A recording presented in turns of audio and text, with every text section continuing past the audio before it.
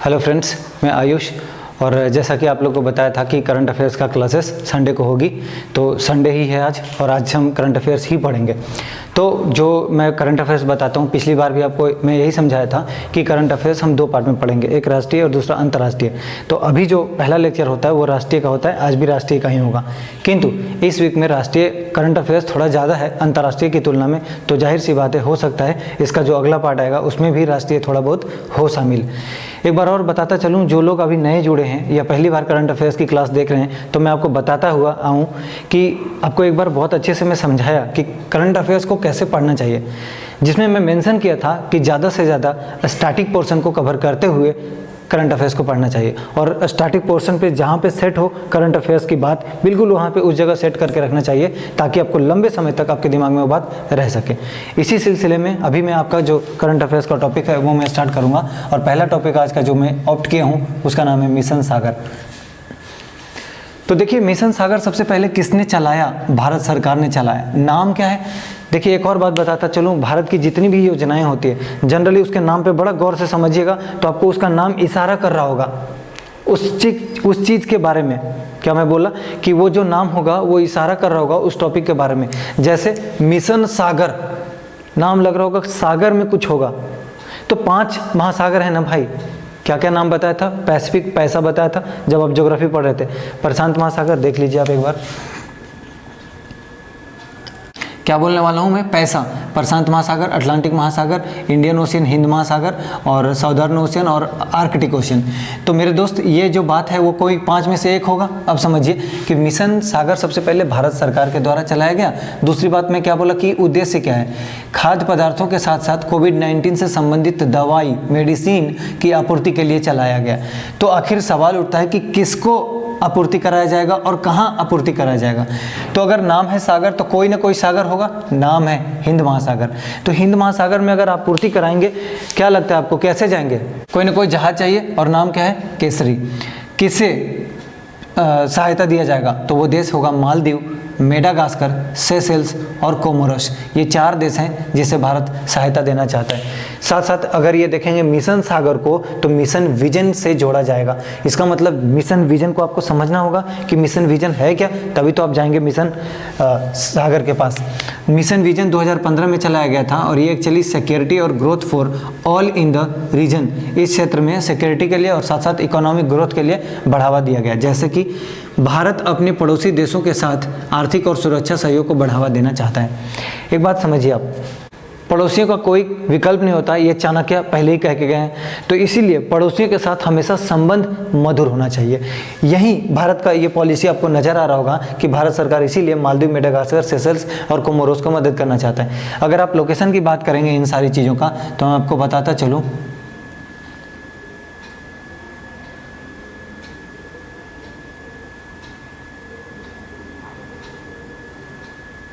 शायद सही से ना बन पाए, लेकिन आप लोग समझ जाएंगे, इतना उम्मीद कर रहा हूँ। ये यूरोप हो जाएगा आपका, इधर एशिया वाला पार्ट कुछ होगा, यहाँ कुछ भारत बना लीजिए, इधर ऑस्ट्रेलिया बना लीजिए। तो जनरली इस इधर का क्षेत्र में यहीं पे आप देखेंगे कि मेडागास्कर है इस क्षेत्र में, और यहीं पे आपको ये सब मिलेगा, सेशेल्स वगैरह। ठीक है, अगली बात आप समझिए। नेक्स्ट जो टॉपिक मैंने ऑप्ट किया है, ध्रुव सैनिटाइज़र। आप सैनिटाइज़र यूज कर रहे होंगे, लेकिन नाम क्या बोला है? ध्रुव सैनिटाइज़र। इसका मतलब हुआ कि ध्रुव सैनिटाइज़र किसके लिए यूज कर रहा है और कौन बनाया है? ध्रुव सैनिटाइज़र सबसे पहले बनाने वाला है DRDO, ठीक है, डिफेंस रिसर्च डेवलपमेंट ऑर्गेनाइजेशन। ठीक है, अगला बात देखेंगे यूवी का मतलब होता है अल्ट्रा वायलेट आधारित होता है ये। ठीक है, इसमें मतलब अल्कोहल का यूज नहीं होता है, ये अल्ट्रा वायलेट किरणें से जो वायरस होता है उसको समाप्त किया जाता है। इसका यूज कहाँ पे करेंगे? यूज फ़ोन में कर रहे हैं, लैपटॉप में सैनिटाइज करने के लिए कर रहे हैं, पासबुक को, जो बैंक पासबुक होता है उसको सैनिटाइज करने के लिए, पेपर को सैनिटाइज करने के लिए और करेंसी पेपर को सैनिटाइज करने के लिए। क्योंकि आपको पता चला होगा बीच में लोग क्या कर रहे थे कि करेंसी को छूना नहीं चाहते थे, कोई एक दूसरे जगह पेपर को छूना नहीं चाहते थे। ऐसे में कोई ना कोई एक चीज़ें चाहिए जिससे हम इसको सैनिटाइज कर सके। दूसरी बात, जो फ़ोन में, लैपटॉप में कई बार लोग यूज किए सैनिटाइजर जो नॉर्मल सैनिटाइजर है अल्कोहल वाला, तो कई बार सुनेंगे फ़ोन ब्लास्ट हो गया, लैपटॉप ब्लास्ट हो गया, तो इस चीज़ से बचने के लिए ये ध्रुव सैनिटाइजर यूज किया जाएगा। आपको पता होगा कि चाइना पहले से ये चीज़ को यूज कर रहा है और जितना भी अपना वो मेट्रो हो, ट्रेन हो, बस हो, सब जगह को इस तरह से सैनिटाइज कर रहा है वो पहले से भी। अगली बात है one nation one ration card.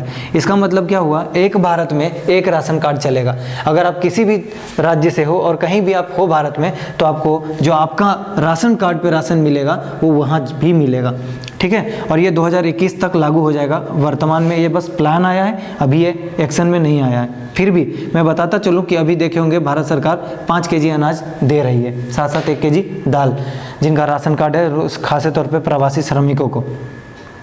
क्यों लाया गया ऐसा प्लान? क्योंकि देखिए प्रवासी मजदूरों को लाभ मिलेगा। कैसे लाभ मिलेगा? क्योंकि वो लोग हमेशा देश में जहाँ होंगे वहीं राशन मिल जाएगा।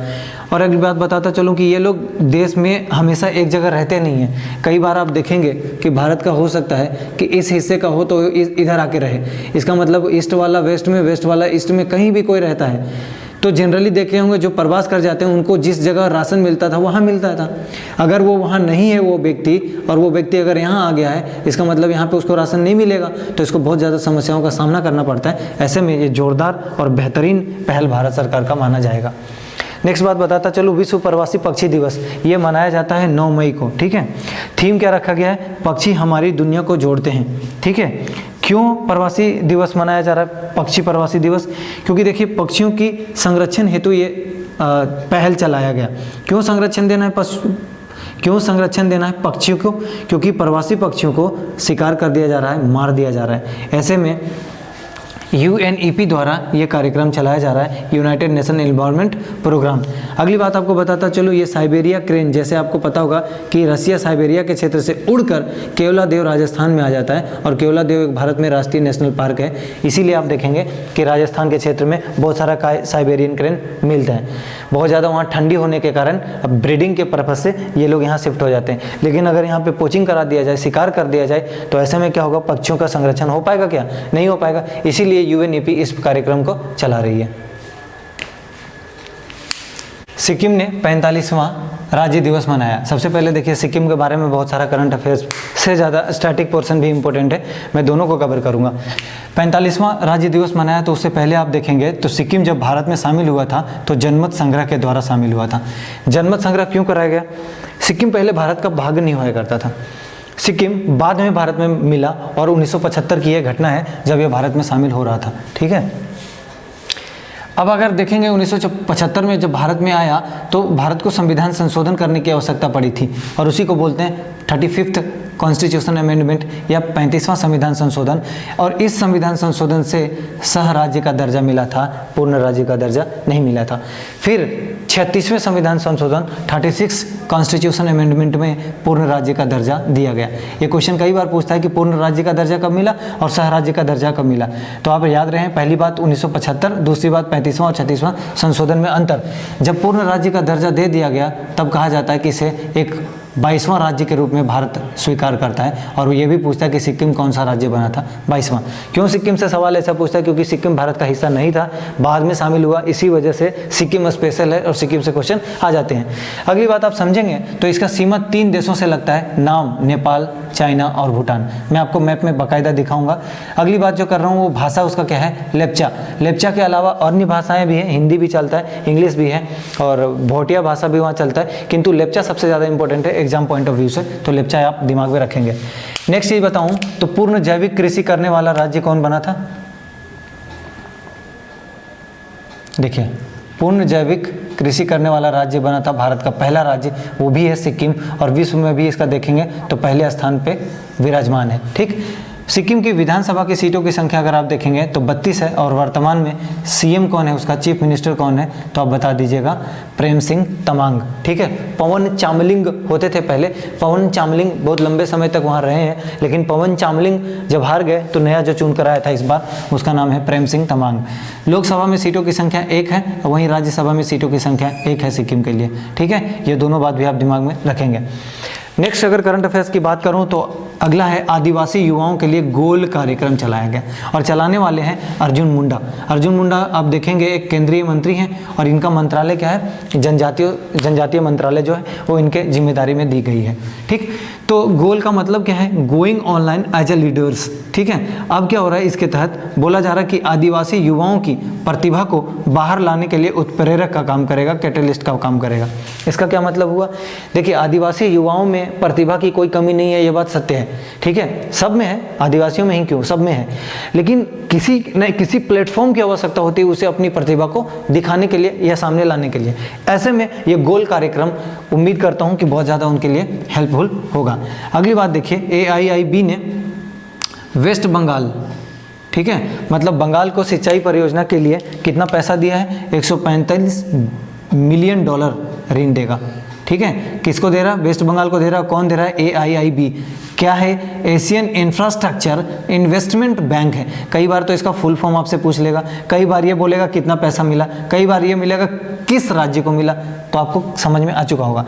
देखिए वहाँ पे एक दामोदर नदी गुजरती है वहाँ से, तो दामोदर नदी एक्चुअली बंगाल का शोक कहलाता है। क्यों कहलाता है, क्योंकि आप देखेंगे बहुत ज़्यादा अपना जो एक्चुअल पाथ है उससे मूवमेंट हो जाता है, उसका डेविएशन हो जाता है। जैसे बिहार में कोसी नदी, बिहार में कोसी को बिहार का शोक कहते हैं, बंगाल में दामोदर को बंगाल का शोक कहते हैं। तो ये दोनों चीज़ आपको याद रखना चाहिए। तो देखिए बंगाल का शोक कहा जाता है इस नदी को, ये भी मैंने मेंशन करा दिया। और साथ साथ ये जो देखेंगे दामोदर नदी वो छोटा नागपुर पठारी क्षेत्र से निकलता है, या छोटा नागपुर पठार से निकलता है, झारखंड से होते हुए ये बंगाल को आता है, और बंगाल में इस नदी के जल को अब सिंचाई के लिए यूज किया जाएगा। इसी के संदर्भ में कुछ प्रोजेक्ट बनाए जाएंगे और इसीलिए AIIB वेस्ट बंगाल को पैसा देगी। समझ पाए आप। नेक्स्ट है इवेंट बीट। ठीक है, एक इवेंट बीट क्या है, एक मैलवेयर है। इसका मतलब जो आप सुनते होंगे कि लैपटॉप में वायरस आ गया, तो उसी तरह से एक मैलवेयर है, और ये क्या करता है, आपके ऑपरेटिंग सिस्टम पर हमला कर देता है। और हमला करके क्या करेगा आपका, इधर देखिए, एंड्रॉयड फ़ोन से पर्सनल डेटा चोरी कर सकेगा। इसका मतलब जितना भी आपका हो सकता है पर्सनल फोटो हो या पर्सनल कुछ फाइल हो, वो सारा टेप देगा, ले लेगा। ठीक है, चोरी कर लेगा। नेक्स्ट क्या है, ये सर्ट।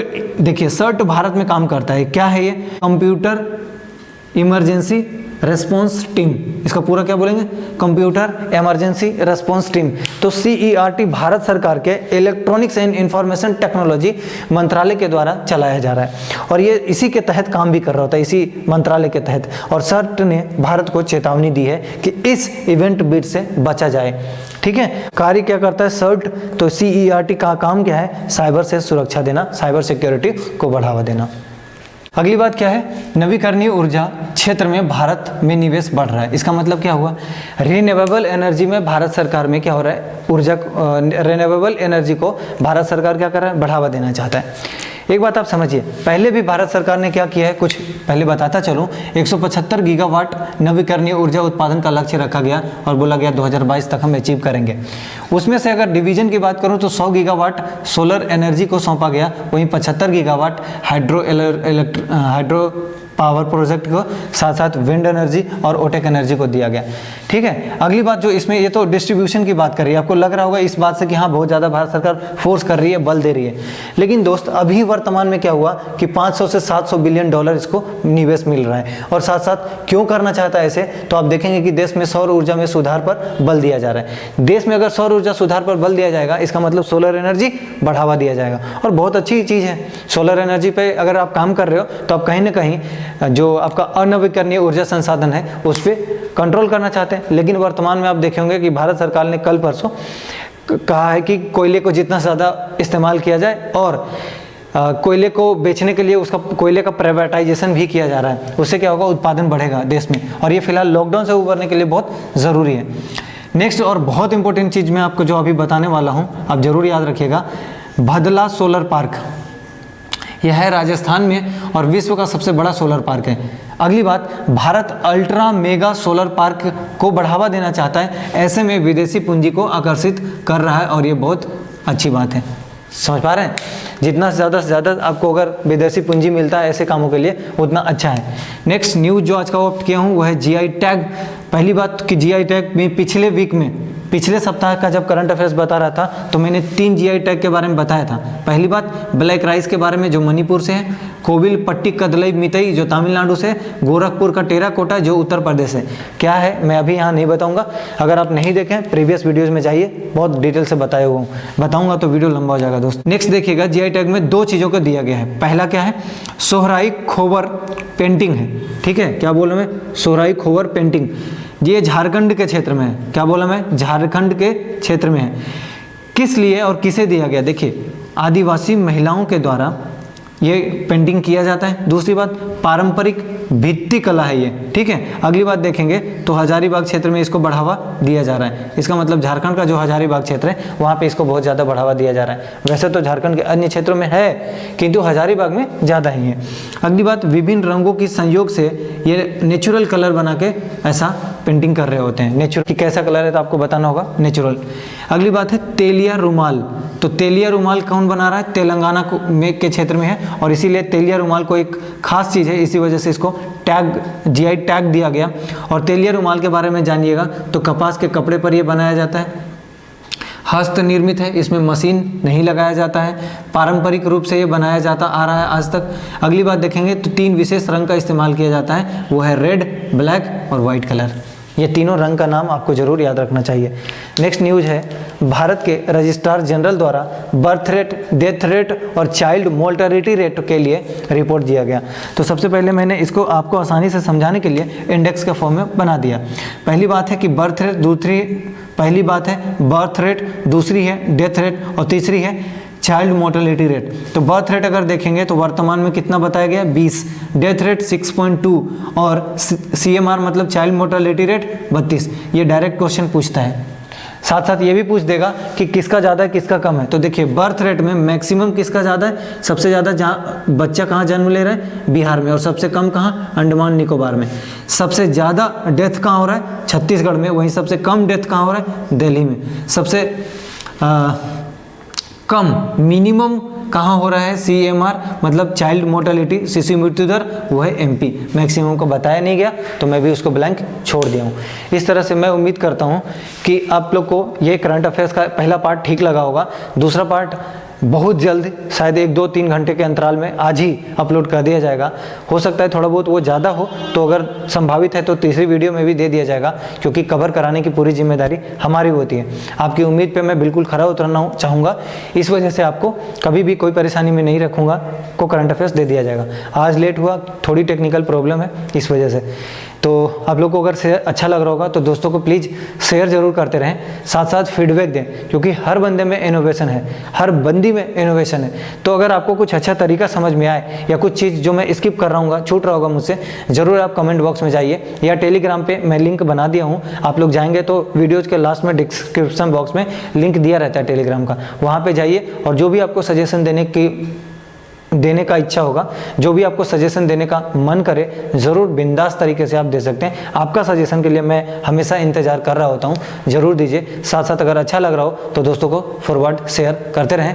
नेक्स्ट पार्ट की वीडियो का इंतजार करें, थोड़े ही अंतराल में आपको ज़रूर दिया जाएगा। धन्यवाद।